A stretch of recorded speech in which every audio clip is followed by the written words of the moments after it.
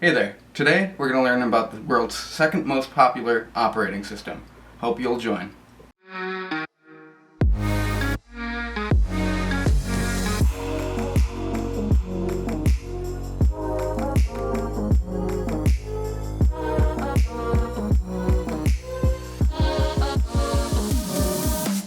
Hey there everyone! Today we're going to be learning about Mac OS.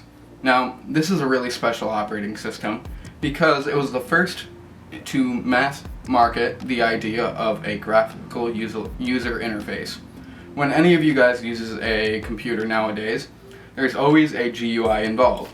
And to thank someone, honestly, we can thank Apple for making the GUI popular. Today, we're going to be taking a look at their most modern interpretation of their GUI, in order to find out how to navigate and use Mac OS.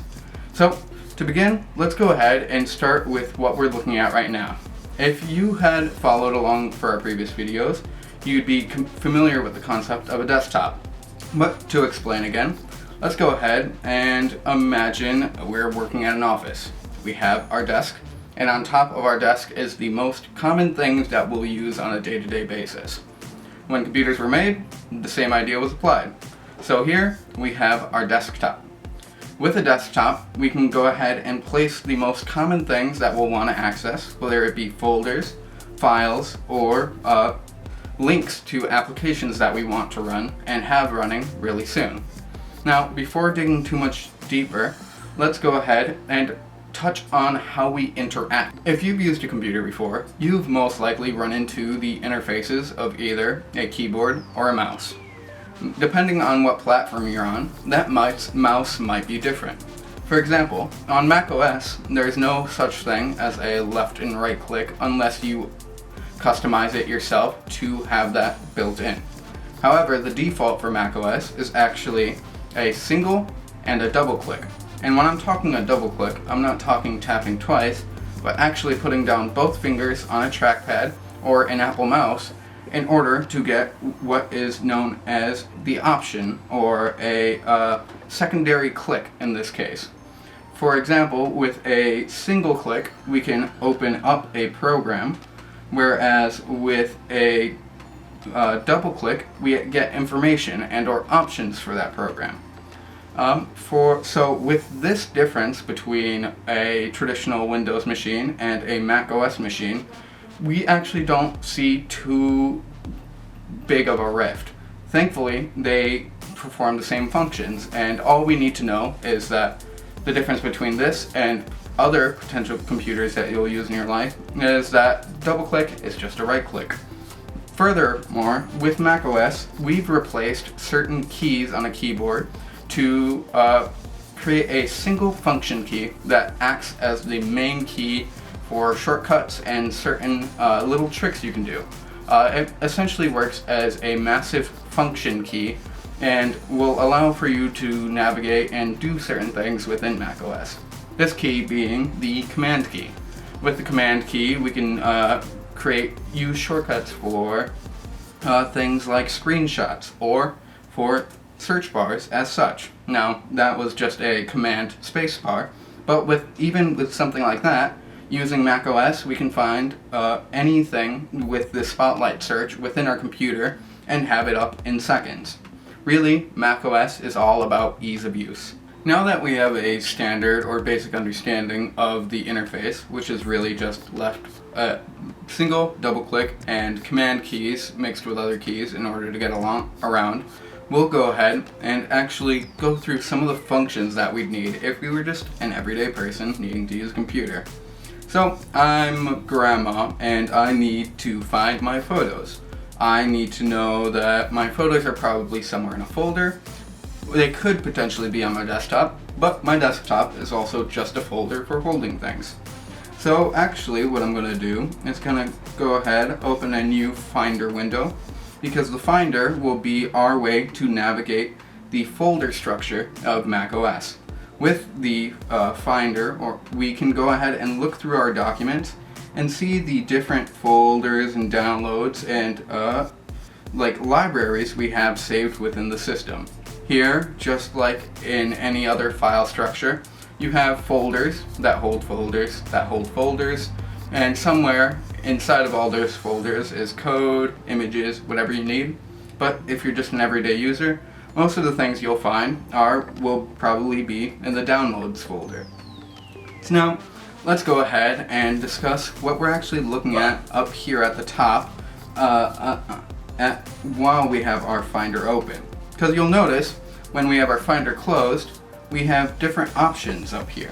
But with our Finder open, as you can see, our Finder is the program that macOS considers open. We have these options, and thankfully this will be our toolbar in this case. It will provide us options and ways to manipulate and use the files if we don't know the shortcuts. For example, we can create a new folder, a new window, we can do all these different things, but really the important things you'll find will be here under this File tab within the taskbar.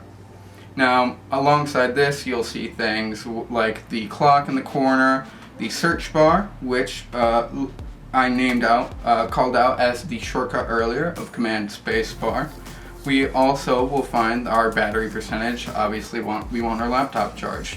Now, the real piece of cake here for macOS is this taskbar at the bottom. Here, with this bar, we can manage all of our open programs. We can look at our trash and recycling bin and always have access to it. And we can have quick access to programs that we'll use. And one of the most important programs that you'll find on macOS when it comes to navigating your programs will be the Launchpad.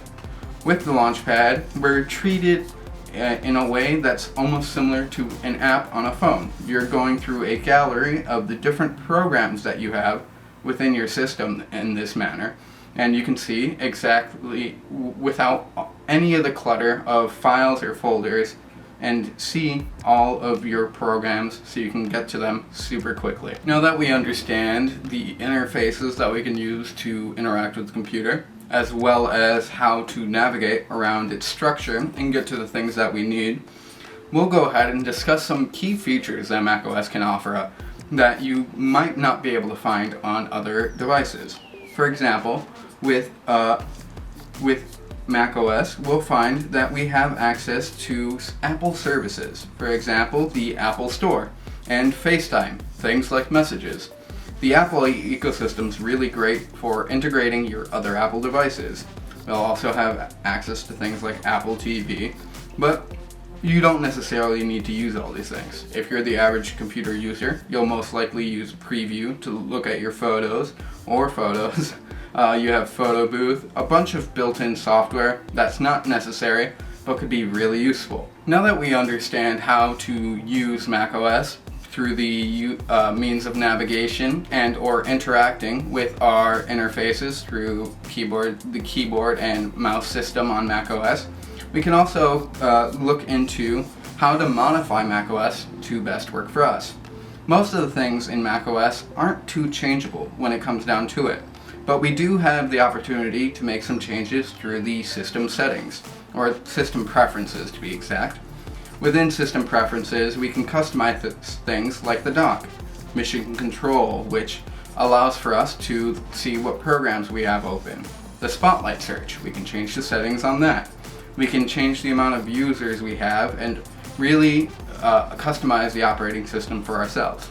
But to keep things simple, usually, as a user, you'll find yourself only navigating through the Finder, using the Launchpad to find your programs, and or moving and dragging things around, because that's what macOS does best, working as a graphical user interface.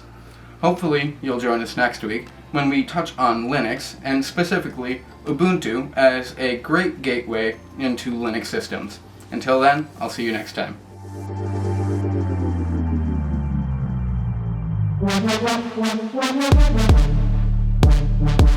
Thank you.